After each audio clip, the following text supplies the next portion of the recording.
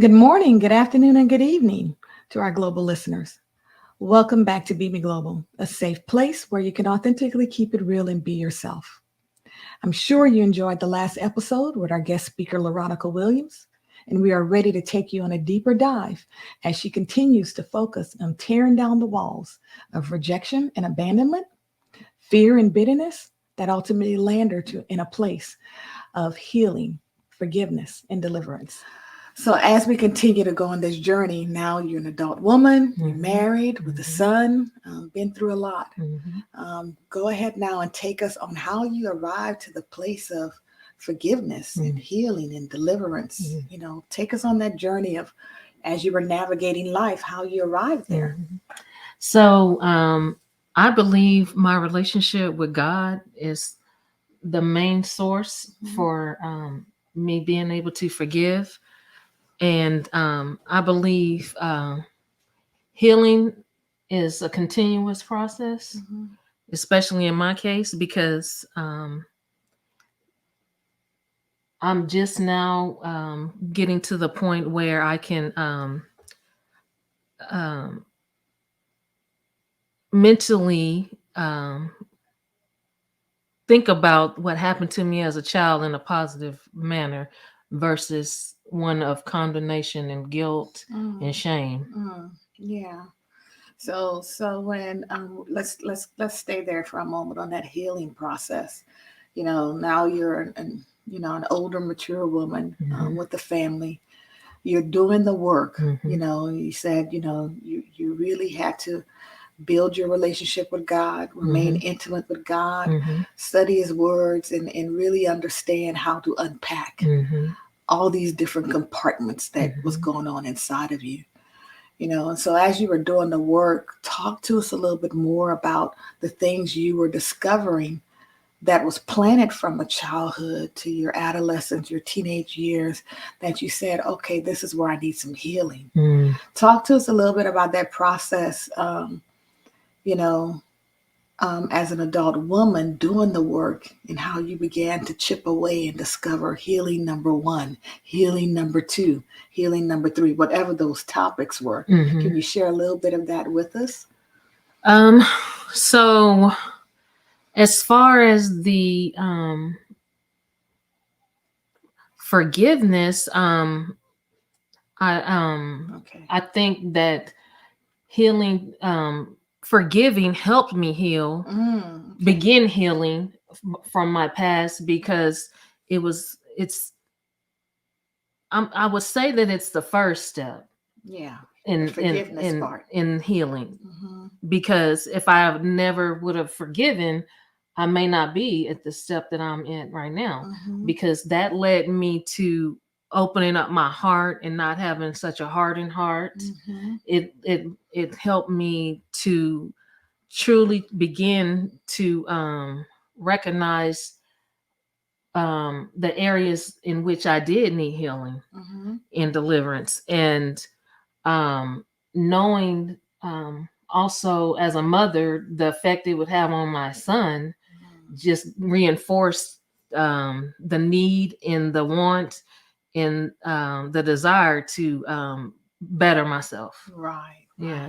And so moving from forgiveness into healing, I'm also learning through the healing process what real love is, how God really loves us, and how to apply that in my life. And how to even receive it. Because, I remember you mentioning, you had love around you from your husband, but it's like you didn't from your mom, but it's like you didn't know how to really receive it. And so, wow. So, yeah. Or show it. Yeah. Wow. Yeah. So when you talk about that, forgiveness being the first step, take us back. Once again, we're just trying to give a visual to our listeners that I'm doing the work and I recognize someone that may have hurt me could have possibly been hurt themselves. Exactly.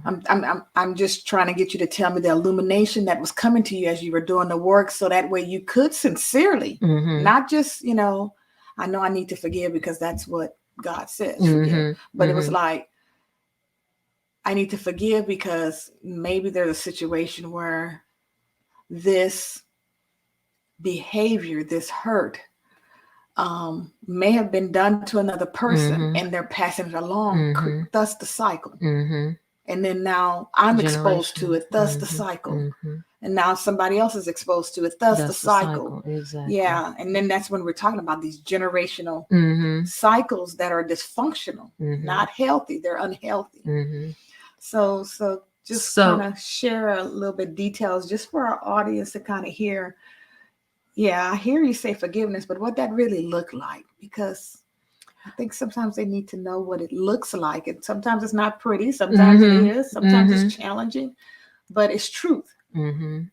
So, in forgiveness, I believe that you have to come from the other person's point of view.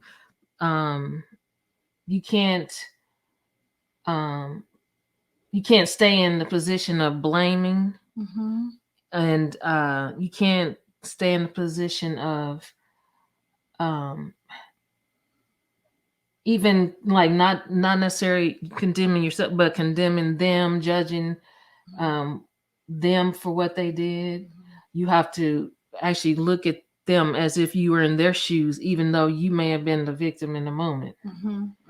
And you have to open up your heart and your mind to the possibility of them being actual victims before they became predators. Right. Okay. Yeah.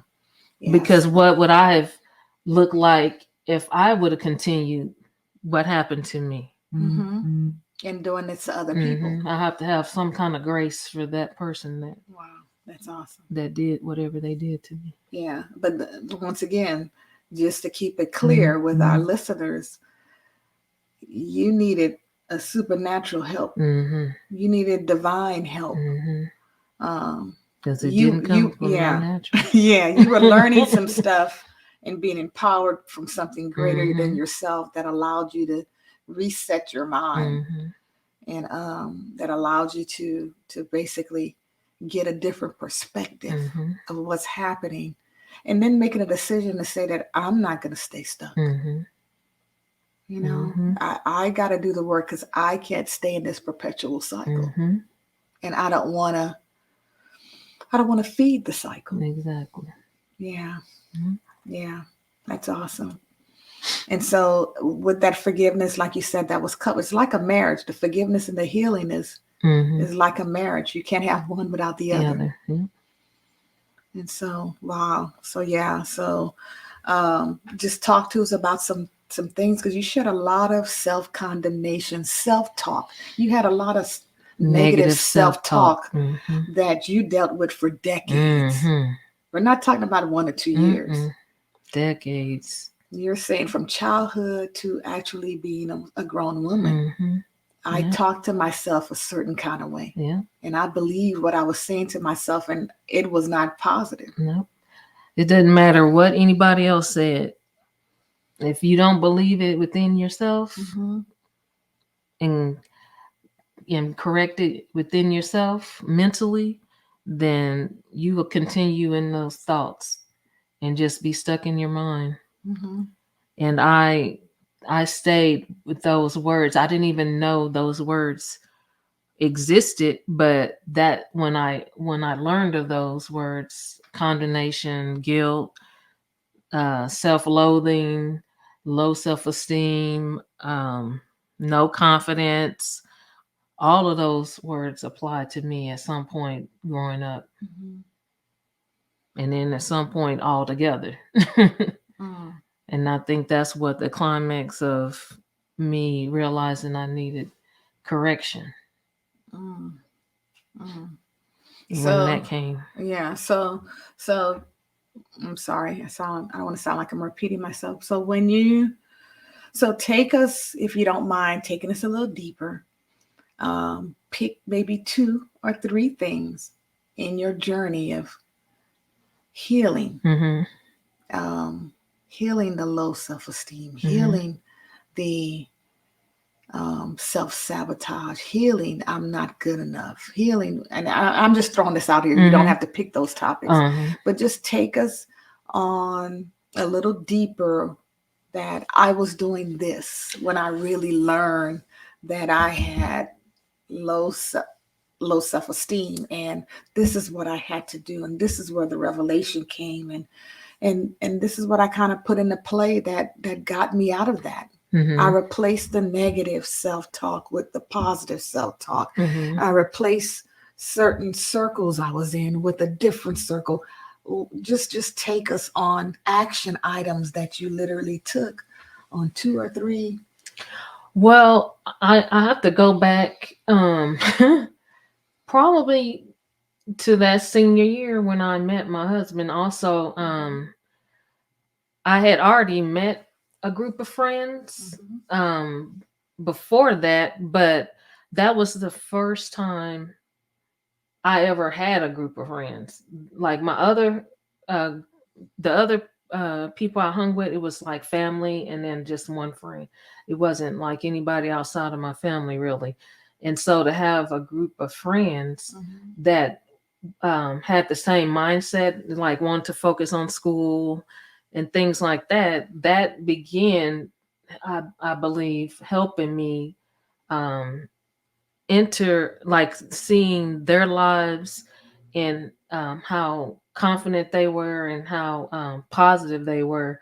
It allowed me to begin removing the scales because I was realizing, okay, everybody is not negative. Everybody is not mean and evil, and um, there are people that are kind and good and want to do good and things like that. And then meeting my husband, that kind of helped me on the male front, like see that all men aren't bad, all men won't leave you. And so I believe like their love is what began removing the all the Just bricks of the walls right. that Start removing a brick at a time. of the walls I had built up, because I was learning how to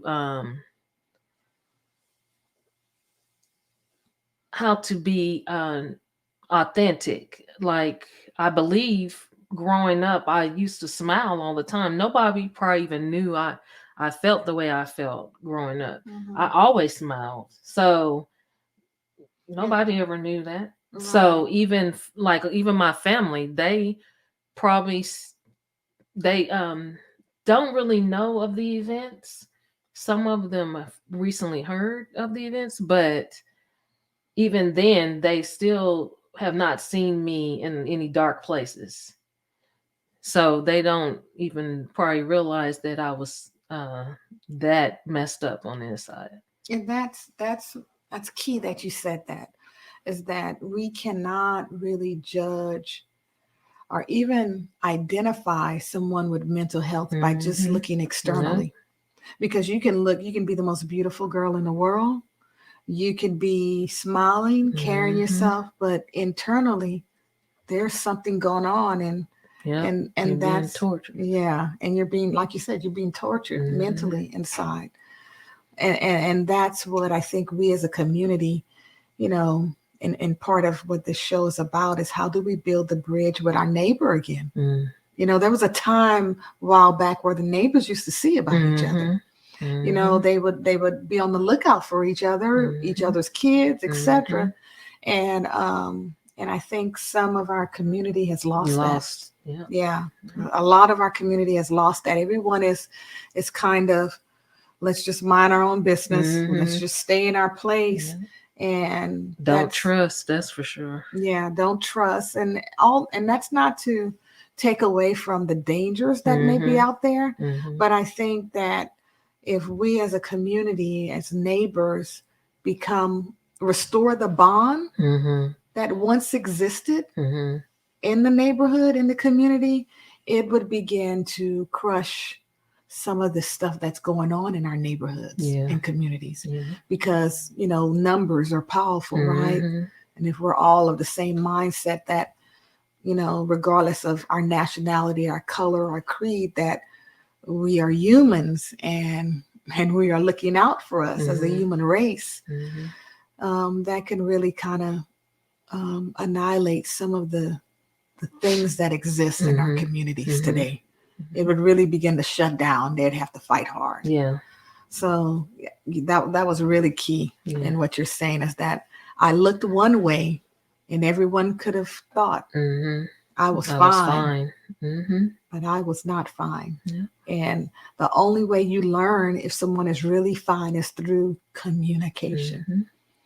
Real communication, not the standard, how you doing? You look good. Okay, have a great day. But real talk. We really are intentionally trying to get in each other's world. What's happening? Tell me a little bit about yourself.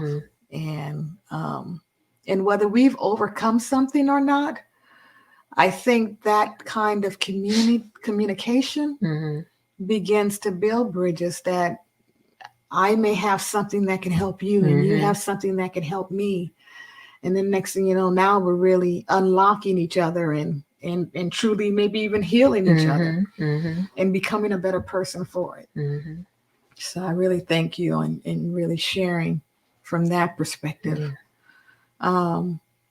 Was there another example you wanted to provide us in the healing piece? So Nicole, as we were talking about healing, that made me think about situations back in my when I was younger. As I became an adult, I realized that the things that happened to me as a child had an effect on me growing up, even with friends of mine and people that I encountered. As far as being comfortable, I felt like I needed to have control over the situation, control over either what I was doing or control over who I was around, or just just being not necessarily the person that creates the situation, but knowing what it was and what I was entering in order for me to be comfortable. Okay, so if I'm going to try and regurgitate what you just said. So basically, you're saying that in order for you to even be comfortable with a group of people, or to be comfortable even one-on-one, you are needing to be in control, at least controlling the situation to an extent. And it doesn't necessarily mean full control, but you had to feel like you were controlling part of this situation. And you link that back to your childhood, teenage years, high school years. And that was because I think what you're saying is some people would say, we're going to do this. And either they didn't show up to do it. They didn't keep or their they word. would change it midway through. Or they would change it midway through. And even if they were changing it midway through, these changes had some negative impacts to you.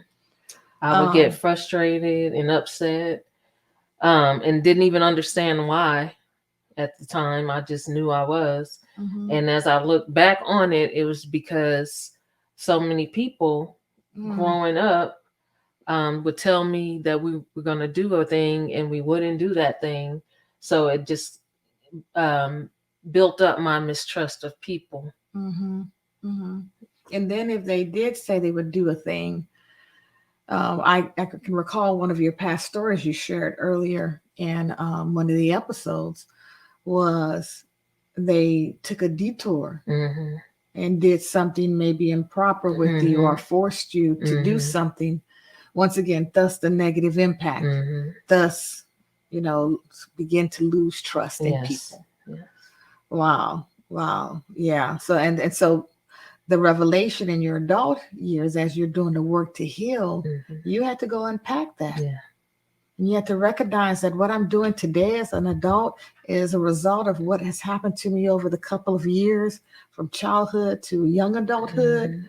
And I have to deal with that. I have to unpack that. And it's also helped me to release the control. Like I'm becoming more comfortable not being in control. Oh, great. And it's helping me become a better listener, a better communicator, a better whatever area I'm in, friend, wife, mother, in all the circumstances I might be in. Which in itself helps my relationships, and I don't even realize it's right, because you're being you. Yeah, you're truly being you now, and you're truly using your own voice, even in not being in control of the situation. You're able to listen. You're able to respond. You're able to offer something, contribute something. You're being you, girl. Yeah. And you're proud of it. I'm so happy to hear that. That's a great example of that healing process and what that work looked like and how you had to go unpack that. And that probably eventually led to when you spoke about a group that you were in. Did that lead to having to go back and maybe do forgiveness towards some people? Or was it, no, I'm sorry, forgiveness for yourself? Yes, because not like when I would get upset, it was obvious to other people, and I couldn't understand why that would bother other people, me being upset about a change. Yeah, but somebody not sticking to their word. Like, why would that make somebody upset with me? Right, because the person on the opposite side is saying, we just decided to go to the movies on A highway instead of B highway. I don't know what you're tripping on. Yeah. But they didn't have the history. They didn't have your story that, look, I've been told we've been going to A highway over the last 15, 20 years and been taken to B highway that had a very negative impact on me. They didn't understand that history. Thus didn't understand why you were angry or upset about a change. Now that's powerful right there. That's powerful right there, because in any relationship, whether that be husband, wife, sister, brother, sister, brother, or friend to friend, to really have these real organic connections in all of these aspects,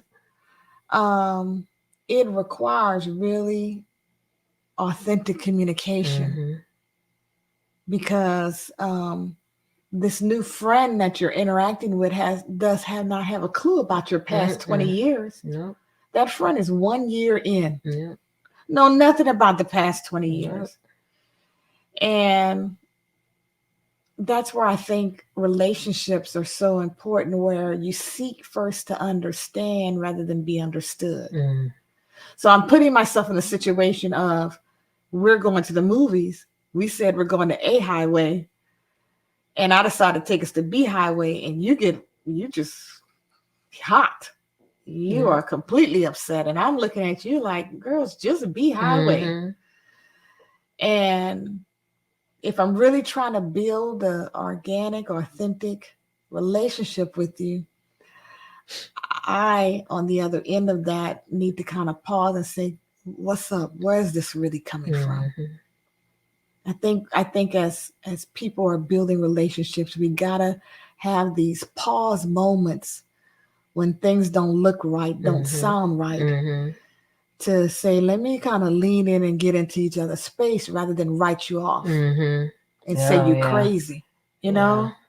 Because you could be one of the best friends I'll ever have, but if I don't take the time to understand what that's coming from, we could never develop that and go our separate ways.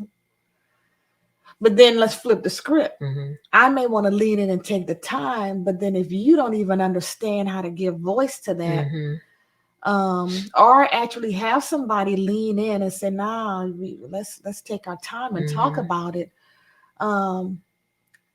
I know I've had those moments where, when someone genuinely cares and tries to lean in, the person that's hurting are not even aware why they're behaving because of past hurts. They typically come around and open up. But it takes patience on both ends to build something, really solid and sure. So, to our listeners that are hearing Laronica's story, her voice, keep that in mind, as you guys are doing life out there and establishing relationships and trying to nurture relationships or build new relationships or mend wounds from old relationships. Just keep that in mind, that, anything worth having sometimes is worth fighting for. And if you're fighting for something, you got to be vested. And so I'm just thankful that you had a circle of people around you that was willing to take the time in your adult phase of life, as you were doing the work, to stick around and be vested. So really appreciate you sharing that. Thank you so much for that. Thank you. Well, just actually putting it into the self-talk into action itself was because even though at a certain point I knew I needed to talk to myself better, how to go about that was another issue. So I believe as an adult, I began looking for resources like books and things like that. I didn't really know that I may have been better off going to therapy or counseling or anything. That probably would have maybe sped up the process.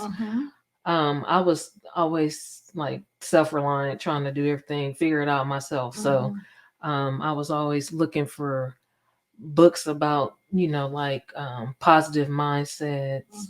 I tended to go to more Christian books for that, just because I believe that any link to God was probably going to be the best link. Okay. And best help I could get. And so I, even though I read books, it still took me years to put it into action. I didn't understand the ability to control your own thoughts, even after knowing what my thoughts needed to be. So that took a while too, to learn how to actually stop a thought and think something else. Wow. And I mean recent, not necessarily like back when I was younger or just got married, like recent. So I was probably still in my late 30s once I realized that. So, but you saw the fruit. Once again, you went pursue answers. You were seeking answers. Obviously, you're saying you wanted your answers to be linked to God's word, because in you being self-reliant and trying to do it on your own, you saw fruit from that. So if you was going to go find another answer, another how to, another way to get something done and continue healing, you just went find that with the link to God, and still seeing fruits today. Awesome. And it's a daily process. Wow. And that's connected to your deliverance as well. So your forgiveness, your healing, you're being delivered, and you're saying it's a day-to-day process. So it's like that day-to-day process is what's sustaining you. Yes. Yes, because those thoughts don't just go somewhere. They'll come back. You just deal with them differently, and you have to capture them. That's in the word too. Yeah. Capture the thought, and you deal with it different. And replace it with something better. Wow. Yeah. That's good. That's good information. Yeah. Good information to share with our audience. So it's not like, okay, I got healed and I'm delivered, but I have work to do every day to remain healed. Exactly. And delivered. Because it's easy to go backwards. Wow. And so they say words, words is everything. It has power. Yeah, words and definitely have power. So if it's positive, you'll be empowered and reinforced that way. If it's negative, you'll be empowered and reinforced that way. So it's like we have to consciously pick the side. Consciously. Because I never understood that words have power. Because I always used to try to act like they didn't matter. Once I built up my walls and defenses, oh, you can't hurt me. That's how I got through. Right. Like, if someone tried to bully or want to start a fight or whatever with me, I always had this firm back, like, you're not gonna make me do anything, like I always had that wall up, that defensive wall. So words, I didn't think that words were doing anything to me. Right. Well, you see how you're saying that. What you're speaking about the word of God. I can remember the scripture that says, my people are perishing from a lack of knowledge. Yeah. So you're saying, I didn't think words matter, but yet you just took us on a journey throughout your life where words were a part of that journey, and they were trying to shape you. They were shaping you. And you were using the power of words every day to talk to yourself in a self-sabotaging way. But my people are perishing for a lack of knowledge. Don't even know that these words are actually keeping me in a place that's not healthy. That's messing with my mental health. But thank God that you got illumination. Exactly. You woke up. Yeah. You became aware and started doing the work and realizing I need to reverse engineer how I've been moving. Exactly. Not only how I've been moving, but what I've been saying to myself. Yeah. Wow. Awesome. That is absolutely awesome. And it's true. Yeah. No one on the planet is exempt from that. Because you keep it in thinking that it's not affecting others either. And it does. Yeah, talk to us about that. So I always thought that long as I didn't say bad things to others, that people should like me. I didn't realize me saying bad things about myself also helped people not like me. Because it bothered them. I didn't realize it bothered other people how I talked about myself. I'm sorry. I'm just chewing. I'm chewing right now. Mm-hmm. Yeah, because it's like, wait a minute, why is she saying this about herself? Because you would openly say these things to other people about yourself. And then obviously that came with a certain energy you was exuding. So I would laugh it off as I said it, but it was what I really believed. But I didn't realize it wasn't positive.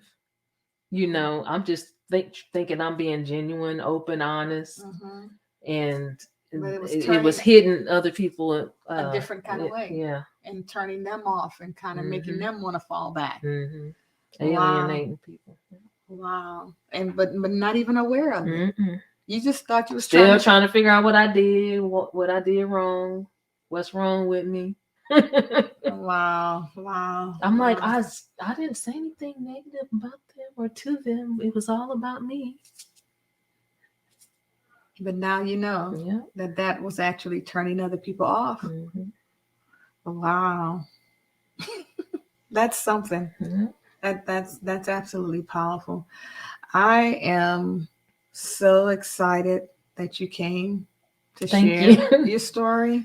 I know I'm looking forward to hearing a little bit more from you. You are going to come back. Okay. I'm looking forward to hearing a little bit more about you, especially in these last 20, 30 minutes that we Mm-hmm. just shared with regard to how do I stay? Mm-hmm.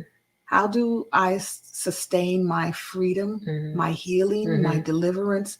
How do I maintain that now in a very healthy, balanced, positive way? Mm-hmm.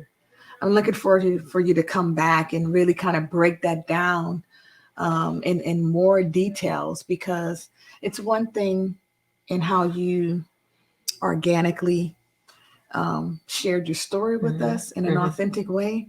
But it's another thing where after we hear the story, after we see you don't look like what you've been through, Mm-hmm. but then how do you continue to not look like what you've been through, Mm-hmm. and and do that healthy. Mm-hmm. We're looking forward to bringing you back. I'm Okay. so appreciative. I know our audience is listening intensely. I know they're enjoying this. I know they're making some kind of connection with, if not all of your story, but different pieces of your stories. And I'm just thankful that you came. Thank you, and I hope it helps someone. Yes, yes. Thank you for having me. So once again, guys, we want to thank you for listening in. We're so excited that you have been sharing this time and space with us. We're looking forward to connecting with you again, and we'll talk to you soon. Thank you.